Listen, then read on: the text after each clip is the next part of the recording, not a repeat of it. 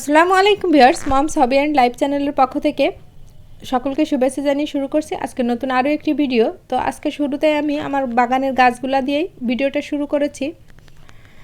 তো এই তো আমার পুঁইশাক গাছগুলো কিন্তু মাশাল্লাহ ভালোই বড় হয়ে গিয়েছে। আর এই হচ্ছে আমার পুদিনা পাতা গাছ।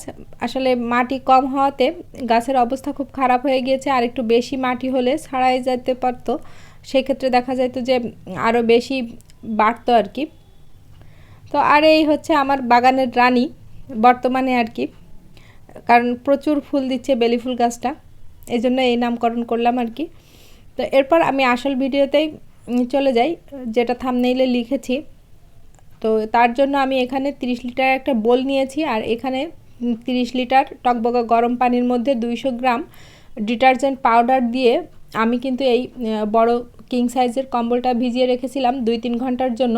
আর তার 2-3 ঘন্টা পরে ঠিক এভাবে এসে আমি একটু চেপে দিয়ে পরিষ্কার করে নিচ্ছি। আর কি পরিমাণে ময়লা বের হচ্ছে এটা তো দেখতেই পাচ্ছেন। আর এরকম ময়লা কিন্তু অনেক বের হয়েছে, সব তার ভিডিওতে দেখানো সম্ভব না, কিছু কিছু অংশ দেখিয়েছি আর কি। তো এরকম করে খুব ভালোভাবে পরিষ্কার করতে হবে যতক্ষণ পর্যন্ত না ময়লা পানি বের হওয়া বন্ধ হয়। তো তার জন্য প্রথমে আমি চেপে চেপে পরিষ্কার করে নিয়েছি, এরপর বোলের মধ্যে পরিষ্কার পানি নিয়ে 7-8 বার ধোয়ার পরে পুরাপুরি কম্বলটা পরিষ্কার হয়েছে। তারপরে এই যে আমি চেয়ারের উপর দিয়ে পানিটা ঝরাতে দিয়েছি, কারণ এই অবস্থায় তারে দিলে তার ছিঁড়ে পড়ার ভয় থাকে। তো যাই হোক, পানি ঝরে গেলে একদিন ভালো রোদে রাখলেই কম্বল কিন্তু পুরাপুরি শুকিয়ে যায়। আর এই তো আমার কম্বল পরিষ্কার করার পরে কম্বলের ফাইনাল লুকটা দেখুন, একদম নতুনের মতো চকচকে আর কি। আর এই কম্বলটা আমি এর আগের দিন পরিষ্কার করেছিলাম, তো ভাবলাম দুইটা কম্বলই দেখিয়ে দিই। আর এই কম্বলগুলো কিন্তু আমি 11-12 বছর ধরে ব্যবহার করছি, তারপরেও কিন্তু একদম নতুনের মতো রয়েছে। আর যারা বলেন যে কম্বল পরিষ্কার করলে নাকি নষ্ট হয়ে যায়, তাদের উদ্দেশ্যেই আজকের ভিডিওটি। তো তারপর এই যে আমার মেয়ে একটা প্রতিযোগিতায় গিয়েছিল গুলশান শুটিং ক্লাবে, তো ওখানে ও আল্লাহর রহমতে প্রথম পজিশন পেয়েছে।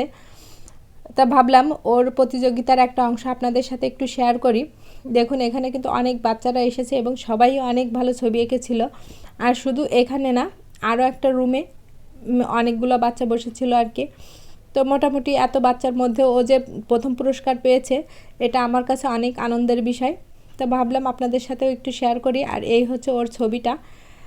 আর তারপর এই যে পরদিন ও পুরস্কার নিচ্ছে বিচারকদের হাত থেকে, এটা আমাদের জন্য অনেক বড় পাওয়া ছিল আর কি। তো তারপরে যে বাসায় এসে ঝটপট একটু ইফতার বানানোর চেষ্টা করলাম।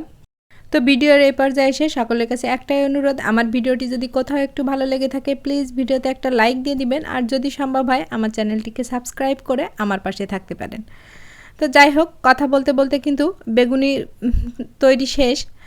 তো সবাই সুস্থ থাকবেন, ভালো থাকবেন, আল্লাহ হাফেজ।